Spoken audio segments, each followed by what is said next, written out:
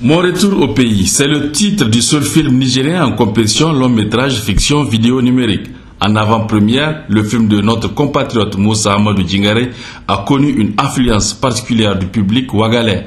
Un film qui a suscité le déplacement des cinéphiles. La salle de projection du CCF ouagalais était pleine à craquer.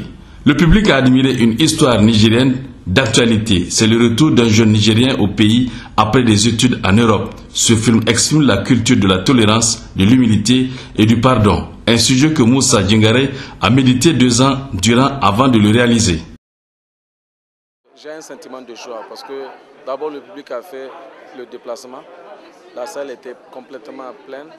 Ce qui est encore plus important, c'est que le public a aimé.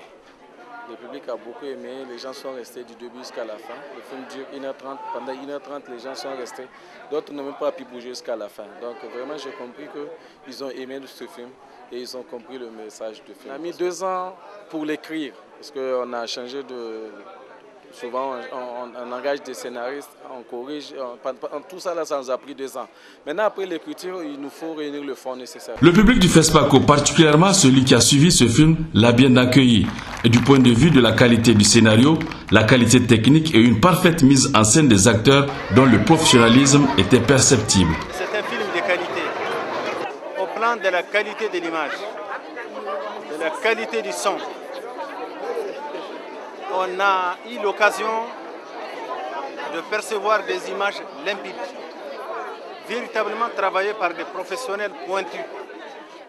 C'est bien pourquoi, sans me rendre compte, alors qu'il fallait écouter silencieusement et religieusement, je me suis découvert en train d'applaudir. J'applaudissais pas seulement la qualité de la conception, mais la qualité des images. Oui, c'était vraiment un film très intéressant. Moi, personnellement, j'ai apprécié et vraiment le sens de Habib à la fin qui a su pardonner. Et on dit à quelquefois aussi, malheur et bien, ça l'a permis de rencontrer la femme de sa vie.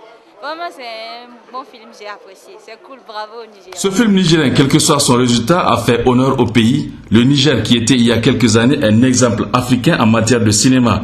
Avec l'apport du Centre national de la cinématographie, vivement que le cinéma retrouve ses lettres de noblesse, car on le sait et on le voit, le gouvernement de la 7e République, à travers son ministère en charge de la culture, accorde une place de choix au 7e art, en témoigne la délégation présente à ce festival.